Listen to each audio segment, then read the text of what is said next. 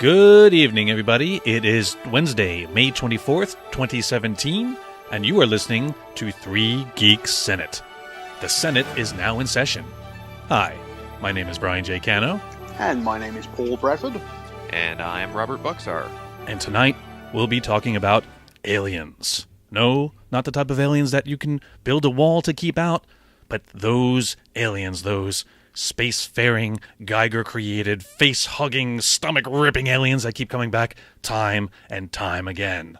And this past weekend, 2 of the 3 senators went to go see Alien Covenant, both Paul and Rob.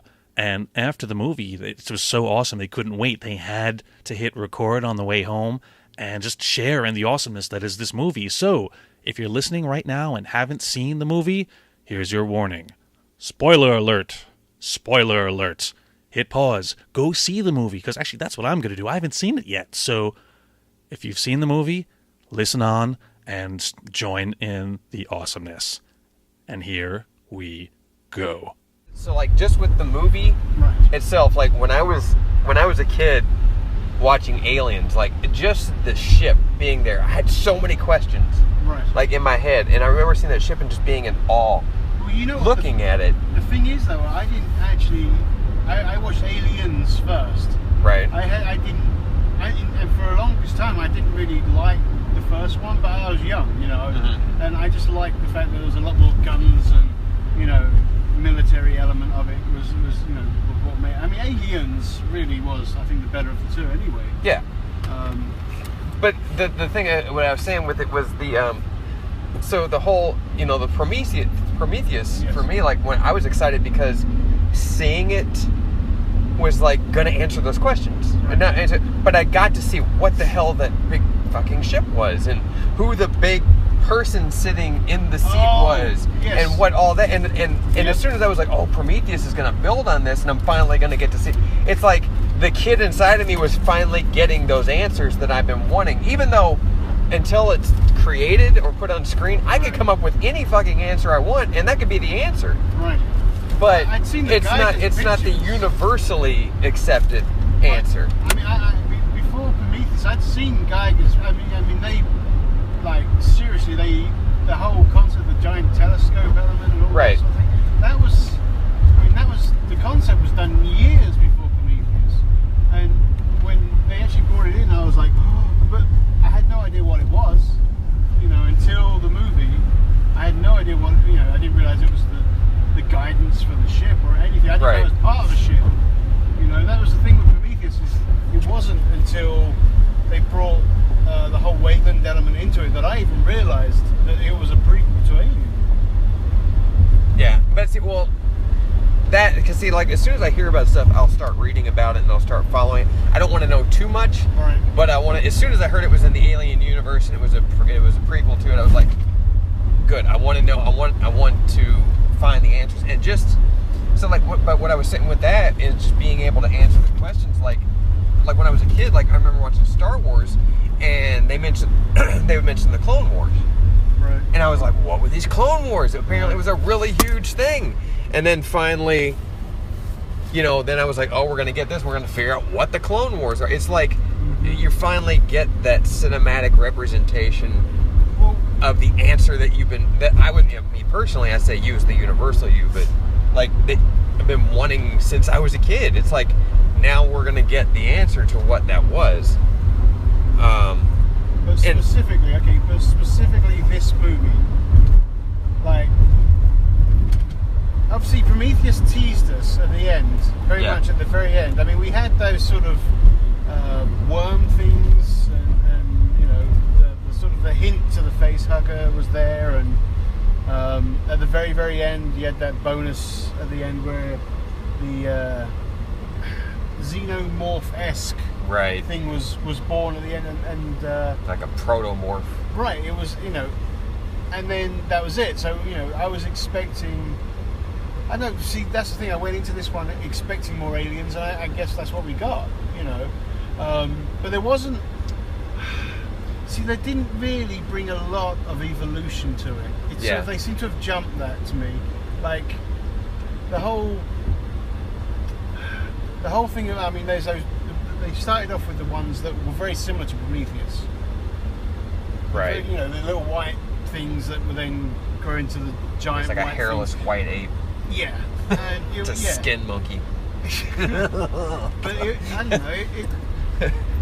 And then it just all of a sudden jumped to xenomorph, and it was like, oh wait, did I miss something? Because well, but the thing is, okay, so the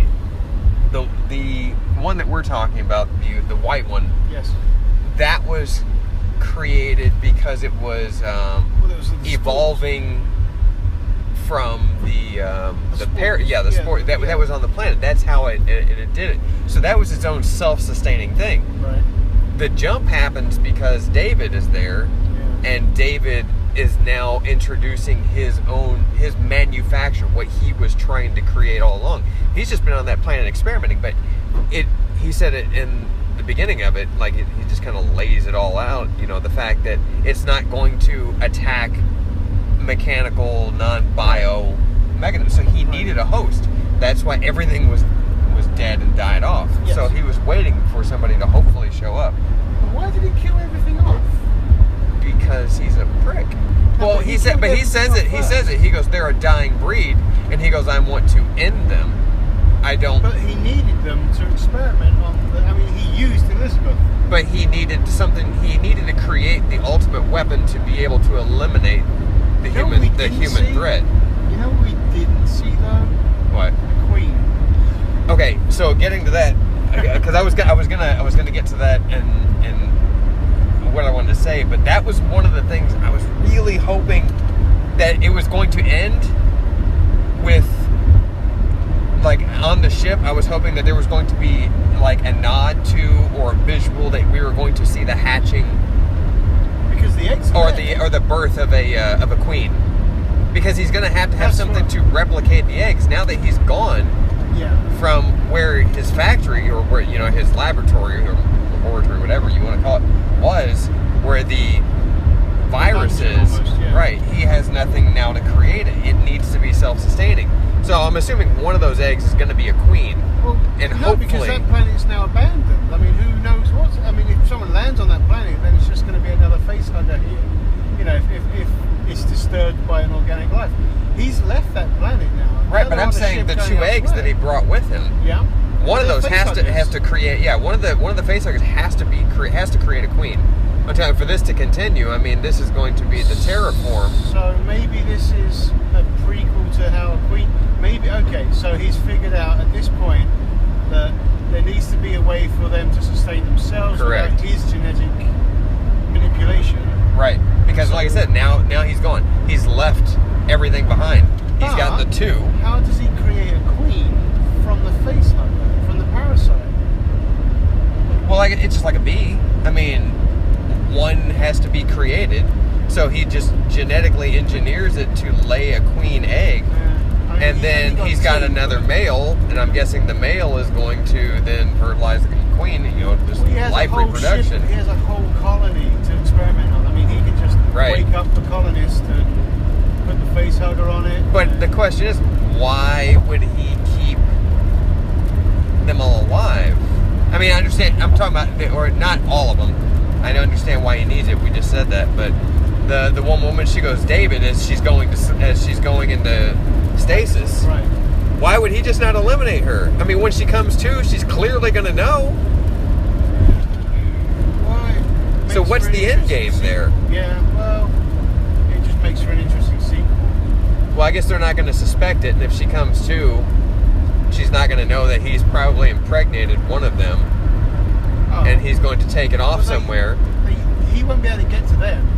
They're without them waking up, he won't be able to, like, as soon as they do those cryopods are opened, they're awake. So he'd have to experiment on the colonists before. I mean, maybe that's his end game. Maybe he's saving them for the queen. I don't know. I say one of those is going to have to. He's going to have a male and a female. I'm going to assume. In those eggs, or the two face huggers. Well, they're not. Why would they have male female? They didn't have gender. Well, I mean, I assume. I mean, you have a queen. They're calling it a queen. She lays the eggs. You've got a. Yeah, but that's. Is she just going to just self-sustain asexual reproduction? Well, yeah, bees do. Bees are asexual. No, they're not. No? No. They don't impregnate them. Yeah, they do. Oh, and then that's right. Then They leave the dead bees. Yeah. The dead males. Yeah, apparently their penises fall off. Yeah. They explode off. They explode off. Kappa! And then they lay waste. That's right. Right. So, but that's the thing. But, like, just... I read that just the other day. Did you? Yeah, it was really weird. It was literally like 2 or 3 days ago. Something, I think it was, I read it or it was on the radio, and it was a very specific, just think about the bees. How they have sex with the queen, their penises fall off or explode, and then there lays a wake of dead bees penisless. I mean, it sounds right. Yeah. And that's what I knew, but I'm just saying, I mean, the fact that you just read that recently. You just said, that's just really weird that it was only a couple of days ago that I read that. Yeah. But, yeah. Off the bees. What about ants? And no, they need a male and a female. There's a queen. Like most insects, there's a queen, and then there's the army. Queen, but I thought she just lays the eggs, and the workers just maintain No, they fertilize. You know, they have to be fertilized by a male. That's how the genetics. That's how they spread out. But I don't know anything about insects. Nah. Anyway, yeah. But just last couple things about the movie, but like when you see when they get into the ship and everything ignites, like all of the guidance and stuff like that comes up, it was just really exciting to see just some of that, because I just thought just the whole sci-fi aspect of it, and just, you know, the ship kind of coming, you know, back to life, and then seeing some of the information back. But then, you know, as the story progresses, you finding out that, like, when they showed the scene where David is bringing the ship in, yeah, and just the crack of that sound, and the launch of the weapon, I was just stunned. I mean, it was just so cool to see. I was like, oh, this is something I haven't seen before, and it was just kind of awesome and terrifying to just see that happen, just to see him wipe all that. But you see him standing over everybody, you know, and it's like, at that moment you realize, okay, this dude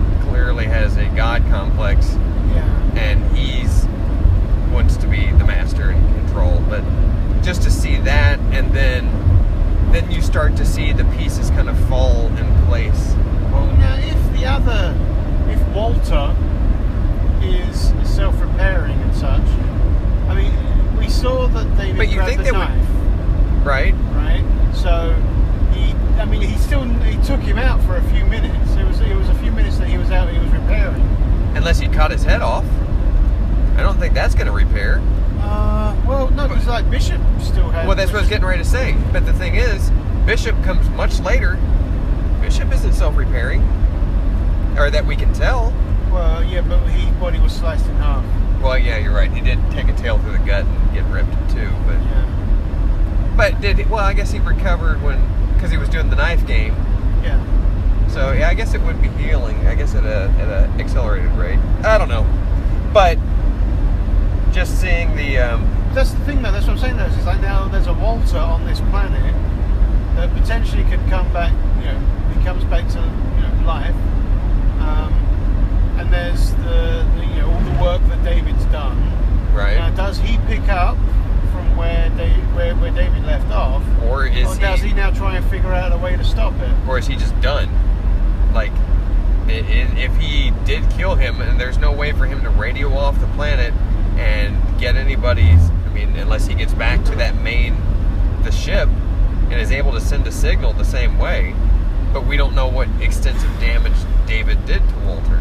No, because here's the thing, though, is like you see David fly off in the Covenant, right? But in Aliens, when they discover the ship, that's one of the Giants' ships, right? So David may very well. So someone's got to get. Someone has to get a Giants ship onto LV B426. Right. Unless there's still some out in the universe somewhere, but they've got the alien eggs on it. But, you know those eggs were David's created by... the one that's genetically modified the eggs, not the giants. Right. So somehow there's still a lot of questions to be answered. Yeah, very good. Yeah, because that's the one thing I was thinking of is like, so we now have the answer that the aliens that we know when we came to grow up with were now engineered by David, who's now left the planet. But clearly when Ripley and the Nostromo show up... Yes. Was the Nostromo the first movie or the second movie? No, the Nostromo was the first one. Yeah. So when the Nostromo... She ends up blowing it up. Yeah, when they show up, that creator ship is there, and it's got the pods that are the eggs that David created, so that would have to have come from the original planet. Right. So, yeah. So the only way they could get there, the only way there's a ship, and there's the eggs, is Walter. Yeah. Huh. Now, what if, though, he creates a distress signal? Well, now we're just making up stories. Right. Again, we're just postulating. Just completely, but there's no. That's the only link that you can get, because David doesn't have a giant ship, a creator's ship. Right, but you see that when that ship is on that planet, it's ruined. Yeah, but there's still a giant in the seat that flew the ship, unless David is able to. There wasn't a giant. That was Elizabeth. No. When he showed, she was singing. What I'm talking about is in the original Alien movie. Yes. Oh. There's a giant in the seat. Well, there's the suit. Right, but I'm saying it's the suit. Now, does Walter get into the giant suit? But I mean, there's no way he could physically. I don't know. Did you see the size of his feet? Dear God. There's clown shoes on. There's a joke I could have gone, but it was something between me and my brother. But there was this guy, I don't know, huge feet, walking, look like clown shoes. Anyway, the whole.